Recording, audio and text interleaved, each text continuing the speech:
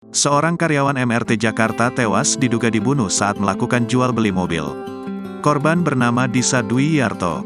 Disa dibunuh oleh para pelaku saat hendak menjual mobil Toyota Fortuner 2020 miliknya. Para pelaku nekat membunuh Disa karena terlilit utang sebesar 3 miliar rupiah. Modusnya, mereka berpura-pura ingin membeli mobil Disa.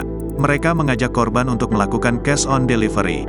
Saat bertemu, para pelaku memperlihatkan bukti transfer palsu. Namun, Disa tidak percaya. Ia memutuskan untuk pulang.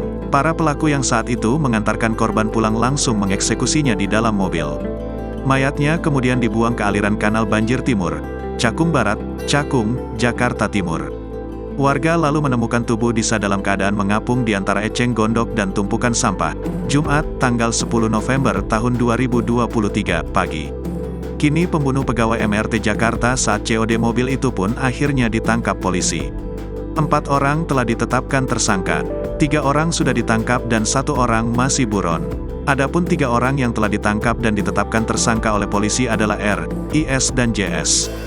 Kasubdit Resmob Ditreskrimum Polda Metro Jaya AKBP Titus Yudo Uli mengatakan, pihaknya menangkap para tersangka setelah menggelar penyelidikan selama kurang lebih 24 jam. Kami berhasil mengamankan tersangka yang berinisial R sebagai yang memiliki ide, IS sebagai eksekutor, dan JS sebagai penadah, kata Titus kepada wartawan, Sabtu, tanggal 11 November tahun 2023, dikutip dari kompas.com. R dan IS ditangkap di salah satu hotel kawasan Cilegon, sedangkan JS ditangkap di rumahnya. Titus tidak mengungkapkan lebih detail lokasi rumah JS. Pelaku awalnya sempat ingin melarikan diri keluar kota, ucap dia. Download Tribun X sekarang, menghadirkan lokal menjadi Indonesia.